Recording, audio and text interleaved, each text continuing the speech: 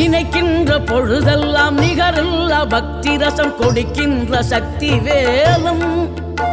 நீ துதிக்கின்ற கணமெல்லாம் இனிக்கின்ற இதயம் தன்னை அழைக்கின்ற வெற்றி வேலும் அழகான அவதாரம் அழியாத புகழ் செல்வம் அன்புக்கு ஒரு தெய்வம் நீ